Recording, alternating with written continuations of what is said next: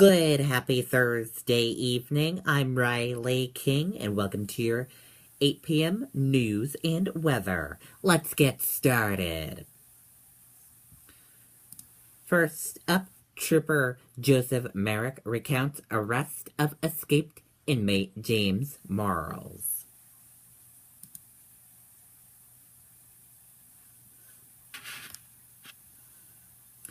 State police said escaped inmate James Marles was arrested by Trooper Joseph Merrick Thursday, who spotted and chased Marles in the area of Route 28 on Mastic Avenue.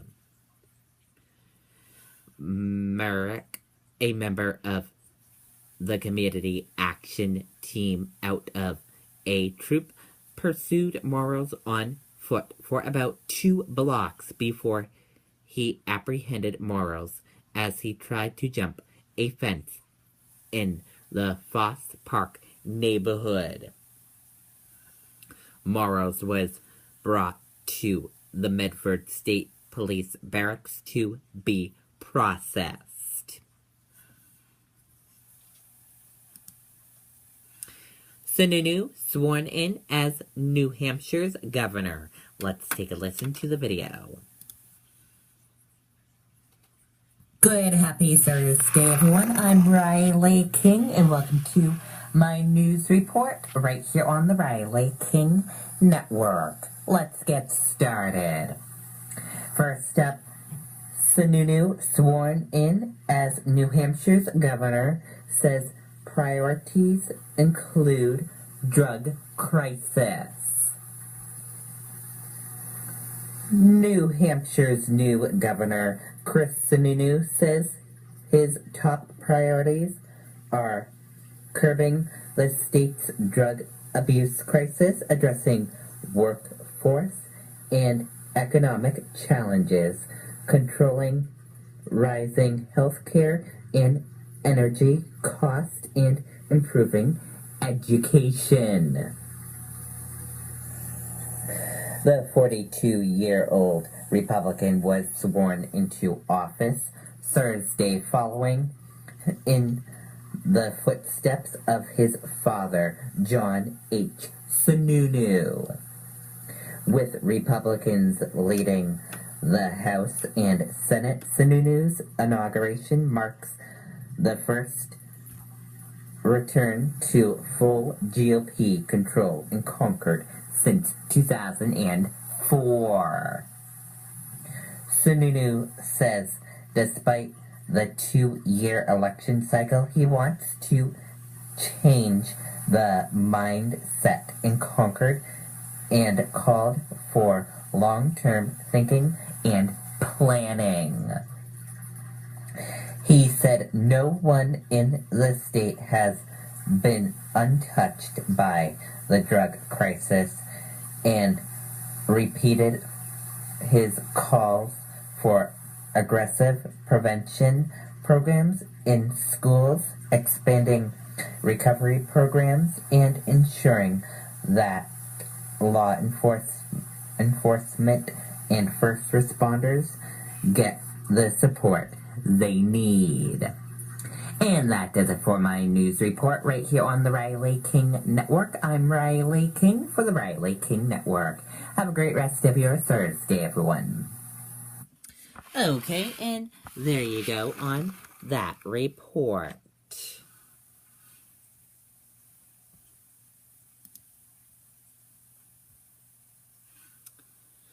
Missing man's family still searching 3 weeks. Let's take a listen to this video from NBC Boston.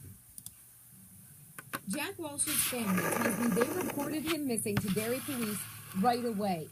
But it took 3 days before law enforcement notified the public.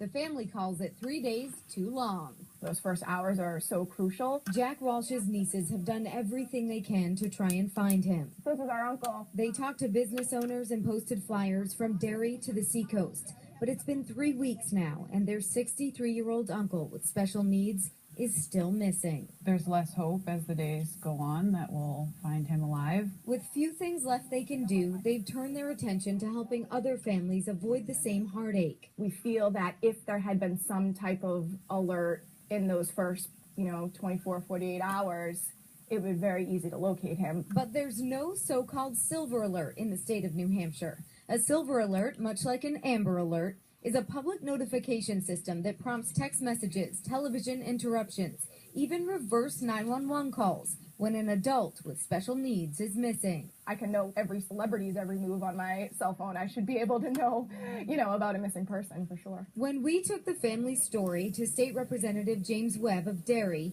he admitted more should be done to protect people like Walsh. It's a shortfall. And anytime you say shortfall, you want to try to fix it. You want to try to fix what's broken. Walsh's nieces say their uncle is part of a forgotten population, and they're on a mission to change that. Whether they walk away or potentially abducted, everyone still needs to know. Derry police refuse to go on camera, but they tell me they took all the appropriate steps, and they continue to do everything they can to bring Jack Walsh home to his family. In Derry, Catherine Underwood, NECN. Okay, and there you go on that report.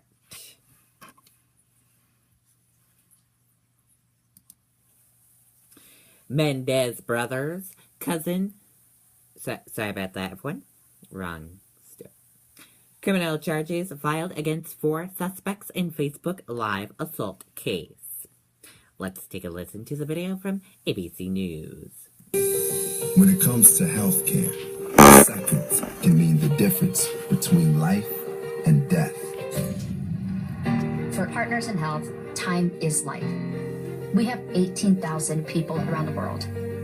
The Microsoft Cloud helps our entire staff stay connected and work together in real time to help those that need it. The ability to collaborate changes how we work.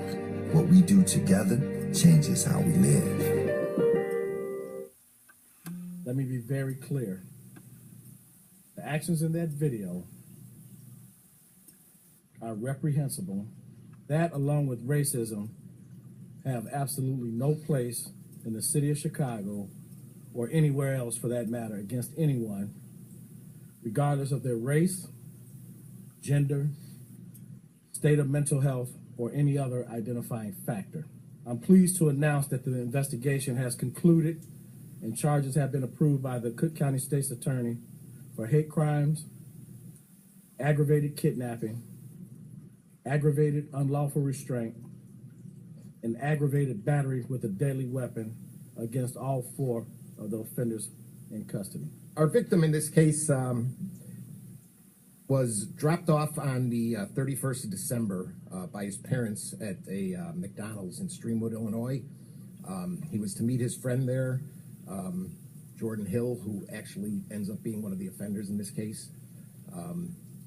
When he was dropped off, it was under the premise that he would be spending the night with his friend, so his parents naturally didn't look for him until the next day. They then subsequently report him missing in Streamwood. He comes to Chicago. He's at the McDonald's, and Jordan Hill goes and steals a van in Streamwood. He then picks up our victim, who has no knowledge that the van is stolen. He assumes it's Jordan's. They drive to the west side of Chicago, where they basically are driving around and visiting friends for the next 2 days. The victim sleeps in the van. On the morning of the 3rd of January, they go to the address on Lexington, which is where 2 of the other 3 offenders reside, the 2 sisters. And then about several hours later, that's when they bind him and start the assault on him. He is able to escape when a downstairs neighbor calls the police complaining that of all the noise upstairs. The police respond, and the 2 female offenders now go downstairs. They're angry that the police were called. They kick in the door of that apartment. Hence, they are both charged with the burglary. That gives our victim an opportunity to get out, and then he's observed walking down the street by our 11th District officers. Officer Michael Donnelly will explain how they happened upon him. Okay, and there you go on that report.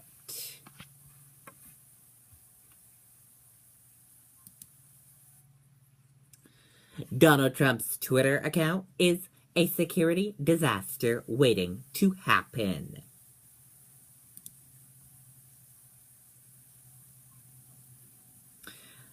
The most powerful publication in the world today is Donald Trump's personal Twitter account. In the past 6 weeks, it has moved markets, conduct, shadow, foreign policy, and reshaped the focus of media around the world. Just days, it caused Toyota's stock to drop. It also shockingly increased.